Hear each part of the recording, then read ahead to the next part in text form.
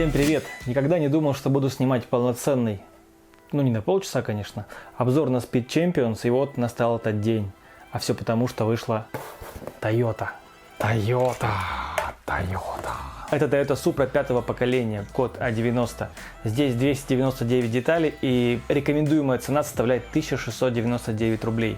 Speed Champions становится с каждым разом все лучше и лучше. То, насколько здесь велико внимание к деталям, просто поражает. Хотя, конечно, нет, Speed Champions по-прежнему не является копийной серией, и очень часто так бывает, что дизайнеры делают акцент на какой-то узнаваемой части автомобиля, а в остальных других частях у них происходит полный фейл.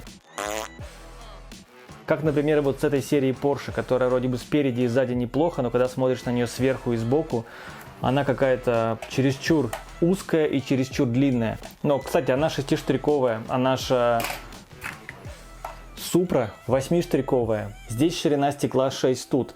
При этом особенность в том, что сам салон шириной 5 студ. В данной модели это сделано для того, чтобы водитель и пассажир сидели на расстоянии 1 студ, а между ними есть полноценный средний тоннель. Вот так вот это выглядит. То есть у нас полноценные 2 места и тоннель. Прикольная мини-фигурка с логотипом Toyota на спине, и спереди логотип Gazoo Racing. Напомню, это заводское спортивное подразделение Toyota. И, кстати, на пассажирском месте у нас легко помещается паричок, а также гаечный ключ.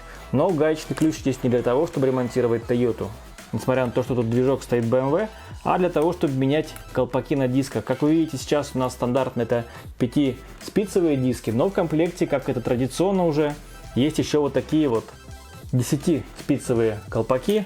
И чтобы нам сейчас вытащить этот вот колпак, надо нажать ключом, и с другой стороны вот у нас выпадает и вставляется новый колпак. Слушайте, нет, я ошибся, это не 10, это 9-спицевые диски. В модели стараются передать какие-то ключевые особенности, и здесь на самом деле многие ключевые особенности передали. Пожалуй, только, наверное, кроме фар. Про фары мы поговорим попозже. Передний трехсекционный воздухозаборник в переднем бампере. Вот эта характерная часть, выступающий нос. Линии на дверях. Вот эти треугольники очень хорошо передают линии на дверях. Дутые задние крылья. И задняя часть с 2 патрубками выхлопной системы, спойлером, фарами и наклейкой Supra.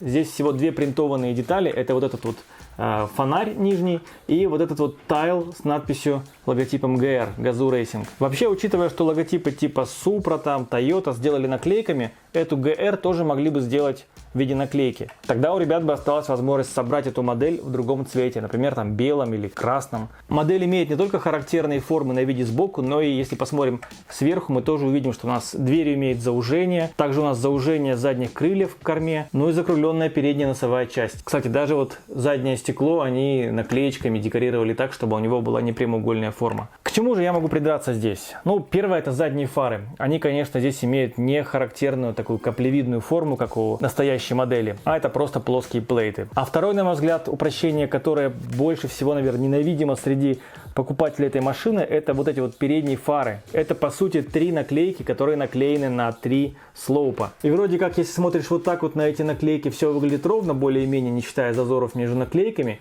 то когда мы машину ставим вот таким вот образом, то мы видим, насколько отходят друг от друга эти наклейки.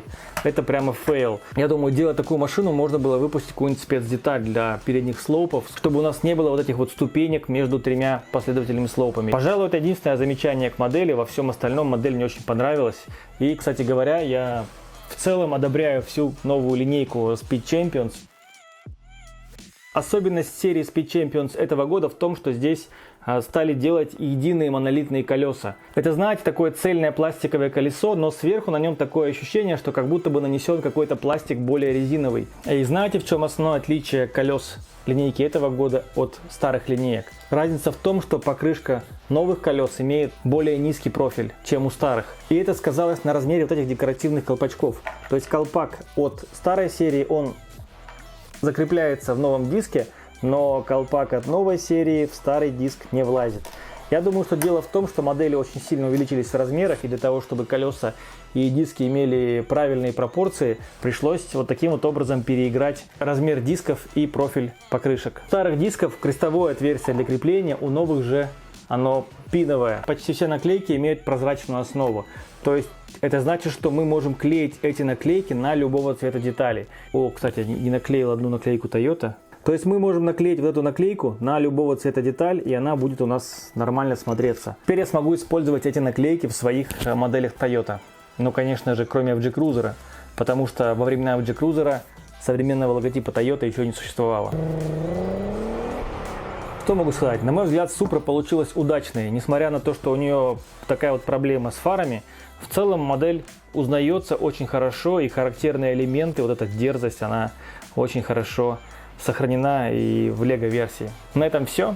Подписывайтесь на канал и пишите свои комментарии снизу, что вы думаете о линейке Speed Champions и что бы вы хотели увидеть в следующем из обзоров Speed Champions. До скорого, пока!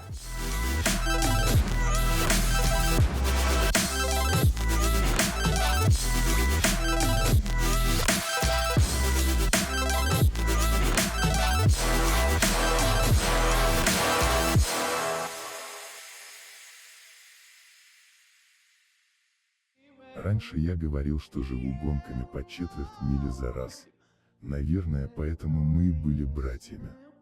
Потому что ты тоже так жил. It has been a long day without you, my friend. When I see you again. Ты всегда будешь со мной. Ты всегда будешь моим братом.